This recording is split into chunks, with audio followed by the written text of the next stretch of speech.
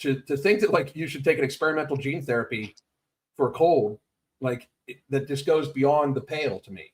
How many of these grifters do you think like believed their shit, like believed COVID was super dangerous and deadly?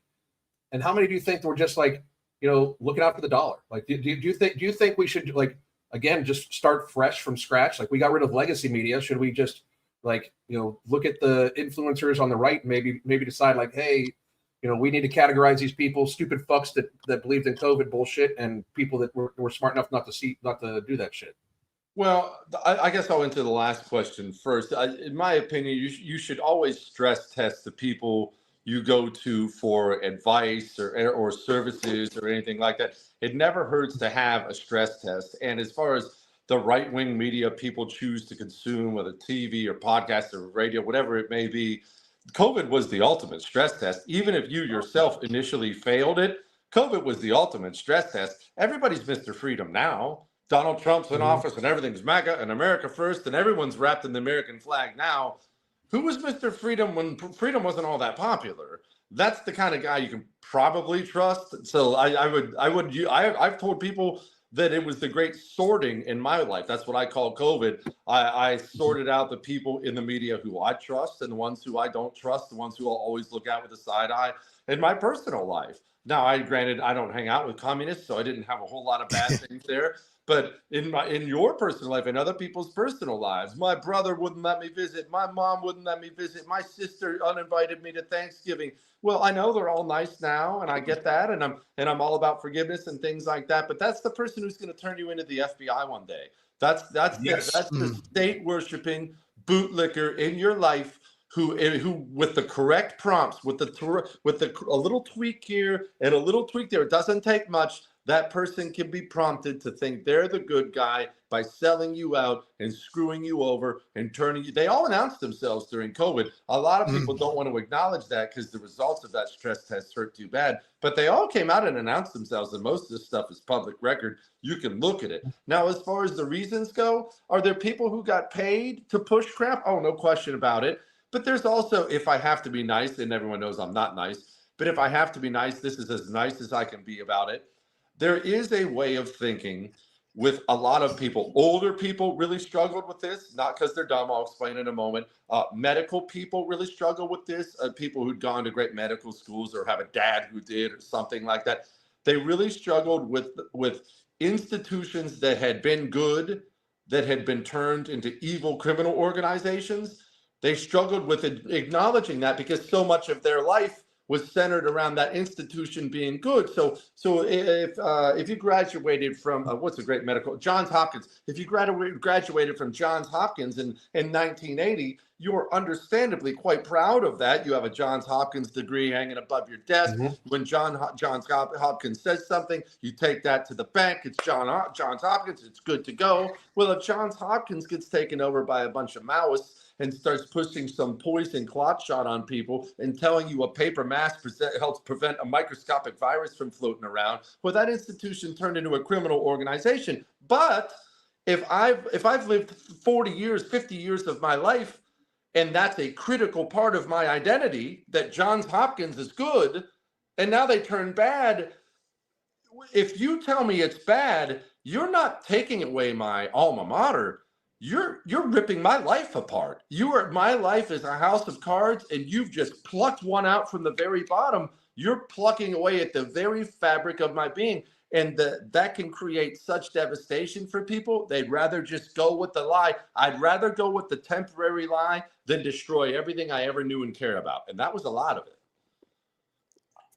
No, you're absolutely right. That's like, when you talked about the healthcare organization, that's one of the reasons why I left healthcare, is because I saw it just kind of bastardizing and becoming just all about the money. I mean, that's the true thing, especially like when we started talking about chemically castrating children because they are confused and, cutting children's penises off.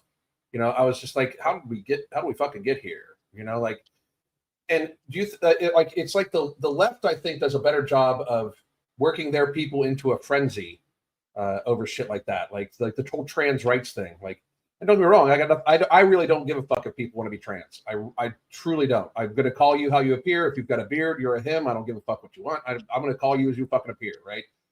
But like they took it like next level, where they're suggesting things that they know, it's not even a question, that they know will harm children. This is why, and I knew you were an advocate of the national divorce, but I'm a big advocate for a national divorce. Like I think there's not common ground. Like there are people that want to chop off the breasts of 12-year-old girls. I don't have enough in common with to ever find mutual ground with that. Like I think you're a horrible animal for wanting to fucking hurt children that way, right? And these are the same people that, like, for some reason they don't care about there's like criminal sex trafficking organizations and shit like that. Like it's like they forget that happens, right? Yeah, well, actually, I agree. And in fact, this allows me to put a bow on this whole thing because it's national divorce and everything that we were just talking about. That's why I've always advocated for one too. Not only do you not want to live with somebody who wants to chop the penis off of a little boy, you shouldn't live. The only point in becoming a nation or even a small tribe or something like that, the only reason to agree to live around other people, create a government, to create any kind of a country is because you share enough common values that it creates safety and prosperity to live together. That is the only point of a nation. Otherwise, we'd all just be by ourselves in the mountains or something like that somewhere. Well, if we cease sharing common values, then it's not a place of safety and prosperity. Now it's a cage where we're going to fight. And if we're at that point, and we are at that point, then we need to start acting as if we're at that point. But this comes back to what I was just discussing about people who've lived their whole lives, thinking in one way. Like when I bring up the topic of national divorce, for the person who remembers, 1980 America, the prospect of that, of dividing up the country, it sounds insane. It sounds unpatriotic. You can't do that. And then they'll almost always say something that is the most naive thing I've ever heard in my life, but they all say it. Well, in the end, we all want the same things. No, we don't. No, we don't. Not even close. Yes, JFK's Democrat Party and the Republican Party back then, there was a couple inches of daylight between them, pretty much the same. Even Bill Clinton's Democrat Party, yes, it was different than the Republican Party. They weren't that different. What we have now is a whole new animal. And the longer it takes the American people to acknowledge that we're dealing with something way more serious here, the harder it's going to be to fix it. Yeah, I agree with that 100%. Do you think that do you think it's going to get violent between citizens? I hope it already not. is. It already is. I mean, in a micro setting, like you got people, you have how many people are getting arrested for assaulting Tesla dealerships, Tesla drivers, Teslas on their own. We've already seen that. We saw how many people died during BLM riots, yet how many people died on January 6th? Only one of the protesters. Yet they tried to fabricate that cops were killed. I mean, and the thing is, the good news is, and I'd hate to opine on this, but I want to hear Jesse's.